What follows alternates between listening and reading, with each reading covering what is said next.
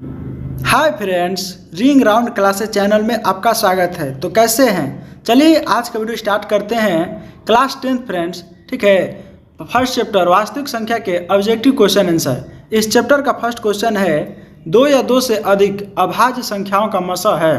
तो दो या दो से अधिक अभाज्य संख्या का मसा फ्रेंड्स हमेशा एक होता है। ऑप्शन नंबर ए बिल्कुल सही हो जाएगा। जैसे मान लीजिए हम कोई भी दो अभाज्य संख्या ले रहे हैं, एक अभाज्य संख्या 3, दूसरा अभाज्य संख्या 5 ले रहे हैं, ठीक है। इसका जब हम मसा निकालेंगे तो ये एक बार में जाएगा 3, बच जाएगा 2, इधर 3 आ जाएगा, ठीक है। आप लोग मसा निकालना जानते होंगे, ठीक है। एक बार हम ले जाएंगे, फिर ये 2 बच जाएगा, एक यहाँ पर 2 आ जाएगा, ठीक है। और यहाँ पर ये 2 बार में फ्रेंड्स टोटली कट जाएगा, ठीक है। तो हमारा ये एक जो बच जाएगा, यही एक हमारा क्या होता है, मसा होता है। अर्थात ऑप्शन नंबर ए हमारा क्या हो जाएगा फ्रेंड्स, बिल्कुल सही हो जाएगा। नेक्स्ट क्वेश्चन है, दो परिमेय संख्याओं के बीच कितनी परिमेय संख्या हो सकती है? तो दो परिमेय संख्याओं के बीच अनंत परिमेय संख्या हो सकती है। जैसे मान लीजिए यही हम दो संख्या ले रहे हैं फ्रेंड्स, 2 और यहाँ पर 3 है। 2 के बीच में क्या आता है, 2.1 भी ले सकते हैं, 2.01, 2.001, इस तरफ से बढ़ते जाएगा फ्रेंड्स, तो इन्फानाइट संख्या आएंगी, ठीक है। अर्थात परिमेय संख्याओं के बीच में, दो परिमेय संख्याओं के बीच अनंत परिमेय संख्या होती है, चाहे वो कोई भी परिमेय संख्या हो। 2 और 2.1 के बीच में भी फ्रेंड्स बहुत सारी अपरिमेय संख्या आपको मिल जाएंगी। नेक्स्ट क्वेश्चन है, निम्नलिखित में से कौन अभाज्य संख्या है? तो अभाज्य संख्या वे संख्या होती है फ्रेंड्स जिसका गुणनखंड 1 के सिवा कोई और नहीं होता है। जैसे मान लीजिए इसमें ऑप्शन नंबर सी बिल्कुल सही हो जाएगा। 11 का अगर हम गुणनखंड करते हैं तो 11 गुणे 1 होगा, ठीक है। अगर वहीं 15 का गुणनखंड करते हैं तो 3 गुणे 5 हो जाएगा, ठीक है। सबसे पहले हम लोग लिखते हैं 3 गुणे 5 गुणे 1। यहाँ पर 1 के सिवा इसका 5 है, 3 है गुणनखंड, है कि नहीं। जैसे मान लीजिए 9 है, 9 को हम लिख सकते हैं 3 गुणे 1 भी लिख सकते हैं। इसमें 1 के सिवा ये 3 है, ये 3 है गुणनखंड, इसको लिख सकते हैं 1 गुणे 2 गुणे 2 गुणे 2। कहने का मतलब है फ्रेंड्स, इन सारी संख्याओं में 1 के सिवा और भी बहुत सारे गुणनखंड हैं, ठीक है। इसलिए ये सभी अभाज्य संख्या नहीं है और 11 में सिर्फ एक ही गुणनखंड है, ठीक है। तो इसको हम अभाज्य संख्या बोलेंगे। नेक्स्ट क्वेश्चन है, दो संख्याओं का मसा, ठीक है, 25 एवं लसा 50 दिया है, तो संख्याओं का गुणनफल होगा। हम आपको बता दें फ्रेंड्स, एक फार्मूला होता है। अगर मान लीजिए कोई दो संख्या दिया है, ए और बी, ठीक है, तो इनका गुणनफल दो मसा और लसा के बराबर होता है उन संख्याओं की। जैसे मान लीजिए उसका लसा एलसीएम और एचसीएफ, इन दोनों का जब आप प्रोडक्ट कीजिएगा तो दोनों सेम होता है। यहाँ पर हमारा ए दिया है, संख्याओं का गुणनफल होगा, अर्थात ए और बी हमको निकालना है फ्रेंड्स, इन दोनों का गुणनफल निकालना है। तो एलसीएम हमारा दिया हुआ ही है, 50 दिया है ना, और एचसीएफ दिया है 25। जब आप इसको मल्टीप्लाई कीजिएगा फ्रेंड्स तो 25 25 क्या होता है, 125, और ये वाला 0 हो जाएगा 1250, ठीक है। तो 1250 हमारा ऑप्शन नंबर बी में है, अर्थात ऑप्शन नंबर बी बिल्कुल क्या हो जाएगा फ्रेंड्स, सही हो जाएगा। नेक्स्ट क्वेश्चन है, निम्नलिखित में कौन अभाज्य संख्या है? तो निम्नलिखित में फ्रेंड्स ऑप्शन नंबर डी बिल्कुल सही हो जाएगा, इसका अभाज्य संख्या है। जैसे 23 को 1 के सिवा और इसका कोई गुणनखंड नहीं है, जबकि 15 के 3 गुणे 5 हम लिख सकते हैं, इसका 2 गुणनखंड मिल जाएगा 3 5, इसका मिल जाएगा आपको 2 गुणे 2 गुणे 3 कर सकते हैं। आप लोग क्लियरली समझ में आ रहा होगा, अर्थात ऑप्शन नंबर डी बिल्कुल क्या जाएगा फ्रेंड, सही जाएगा। नेक्स्ट क्वेश्चन है, निम्न में कौन अपरिमेय संख्या नहीं है? तो अपरिमेय नहीं है अर्थात तो परिमेय संख्या है, ठीक है फ्रेंड्स। अपरिमेय नहीं है मतलब परिमेय है, तो ये हो जाएगा हमारा ऑप्शन नंबर सी बिल्कुल सही हो जाएगा। आप √9 को लिख सकते हैं 3, जब रूट से बाहर निकलेगा, और √16 को आप लिख सकते हैं 4, ठीक है। जब आपको इसको मल्टीप्लाई कीजिएगा तो आ जाएगा 12, और 12 एक परिमेय संख्या है फ्रेंड्स। √11, √15 और √5 ये अपरिमेय संख्या है, ठीक है। आप लोग क्लियरली समझ में आ रहा होगा, अर्थात ऑप्शन नंबर सी बिल्कुल सही हो जाएगा। नेक्स्ट क्वेश्चन है फ्रेंड्स, यूक्लिड विभाजन एल्गोरिथम दो धनात्मक पूर्णांकों को निम्न में किसे परिकलित करने की तकनीक है? तो यूक्लिड विभाजन एल्गोरिथम है जो फ्रेंड्स, ये ना तो शेषफल के लिए है, ना भागफल के लिए, और ना ही लसा के लिए, ये सिर्फ और सिर्फ मसा के लिए। और इसके लिए यूक्लिड विभाजन एल्गोरिथम का फार्मूला होता है फ्रेंड्स, ए बराबर BQ + R, ठीक है। अर्थात ऑप्शन नंबर बी बिल्कुल सही हो जाएगा। नेक्स्ट क्वेश्चन है, निम्न में से कौन परिमेय संख्या है? ठीक है, तो निम्न में से फ्रेंड्स 4 + √5 ये अपरिमेय संख्या है, √6 भी अपरिमेय है, आप लोग क्लियर समझ में आ रहा होगा, ठीक है। यहाँ पर √3 होगा, निष्प्रिंट दिया है, तो ये भी परिमेय नहीं होगा। और यहाँ पर 2√2 दिया है, और भागा में दिया है √2।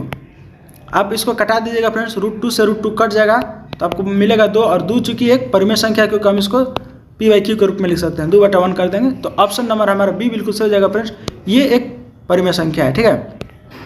नेक्स्ट क्वेश्चन है दो क्रमिक संख्याओं का एचसीएफ क्या होगा। तो दो क्रमिक सम संख्याओं का एचसीएफ फ्रेंड्स हमेशा 2 होता है। ठीक, अगर अभाज्य संख्या होगा 2 तो 1 होगा, और अगर सम संख्या होगा लगातार तो उसका एचसीएफ हमेशा 2 आता है। जैसे मान लीजिए सपोज हम एक छोटा सा एग्जांपल लेते हैं। मान लीजिए 4 भी एक सम संख्या है और 6 भी एक सम संख्या है। ठीक, इसका अगर हम एचसीएफ निकालते हैं तो क्या आता है, एक बार में ले जाएंगे 4, ठीक है, इसका 2 रिमाइंडर बच जाएगा, फिर 4 में ले जाएंगे इसको 2 से, तो 2 दूना का 4, यहाँ पर डायरेक्टली कट जा रहा है। ठीक है, हमें आप क्या देख रहे हैं, ये हमारा जो 2 बच रहा है, ये 2 हमारा एचसीएफ है, अर्थात 2 सम संख्या, हमारे 4 और 6 दोनों लगातार सम संख्या है फ्रेंड्स, इसलिए इसका ऑप्शन नंबर बी बिल्कुल सही हो जाएगा।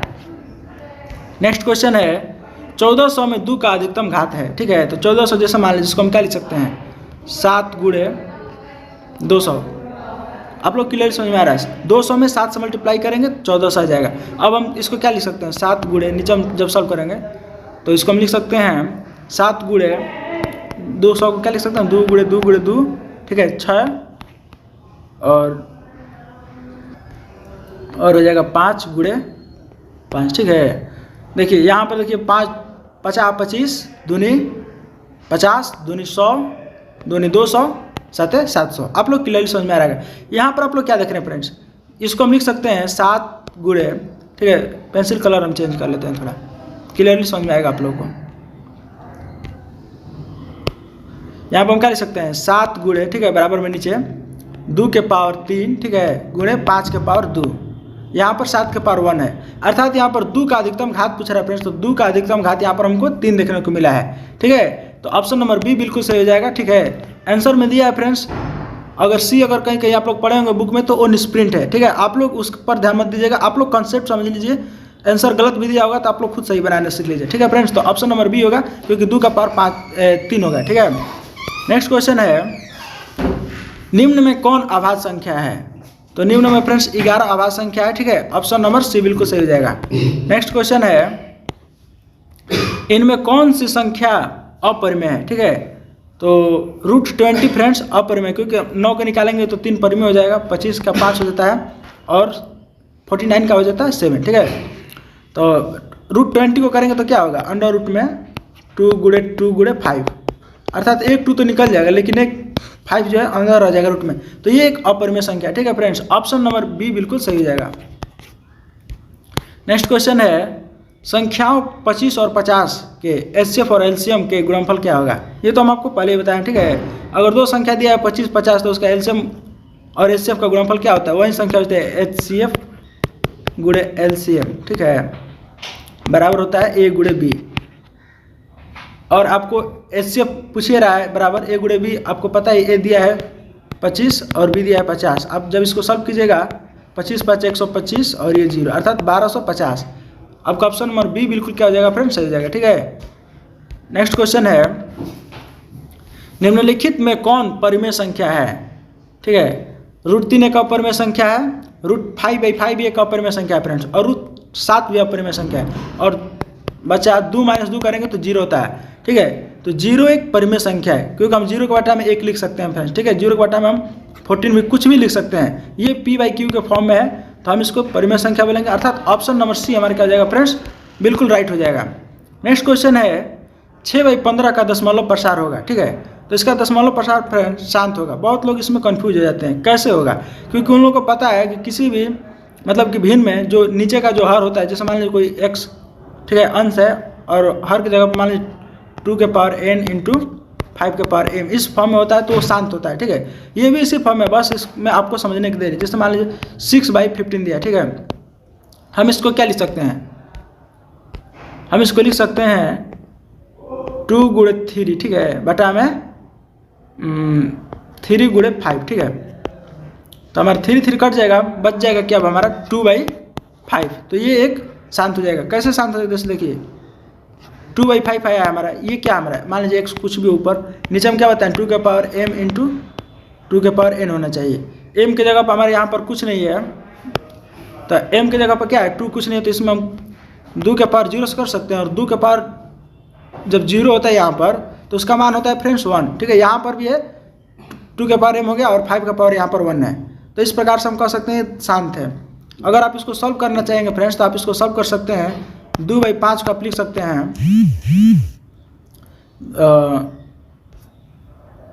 0.4, अर्थात ऑप्शन नंबर ए बिल्कुल क्या हो जाएगा फ्रेंड, सही जाएगा। ठीक है, नेक्स्ट क्वेश्चन है महत्तम समापवर्तक, ठीक है, ए बी है और लघुत्तम समापवर्तक ए बी बराबर होगा। मान लीजिए कोई संख्या ए बी है, इसका जो महत्तम समापवर्तक अर्थात HCF है, ठीक है, और वही ए बी का लघुत्तम मान लीजिए है कोई LCM, तो किसके बराबर होगा? तो इन दोनों का अगर मल्टीप्लाई करेंगे, इन दोनों का गुणनफल बीच में दिया ही है फ्रेंड्स, तो ये दोनों इसके दोनों संख्या के गुणनफल के बराबर होता है, अर्थात दोनों संख्या ए बी है तो हमारा एक और बी हो जाएगा। ऑप्शन नंबर सी बिल्कुल सही हो जाएगा फ्रेंड्स।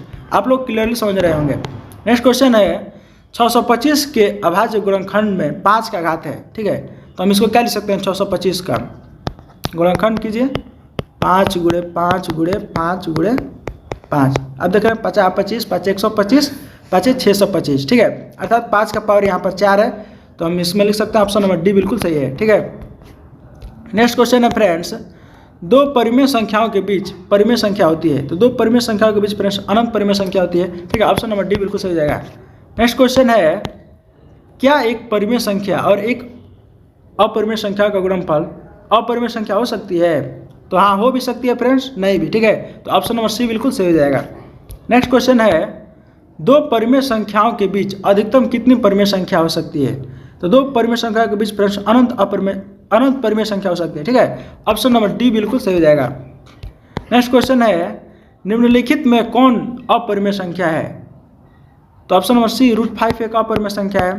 ठीक है, क्योंकि ये तो हो जाएगा 8/6 परिमेय संख्या है, इसको भी आप लिख सकते हैं 9 और इसको भी लिख सकते हैं 7/3, ऑप्शन नंबर डी को, अर्थात कुल ले दे करके फ्रेंड्स हमारा क्या आ रहा है? ऑप्शन नंबर सी बिल्कुल सही हो जाएगा, √5 एक अपरिमेय संख्या है।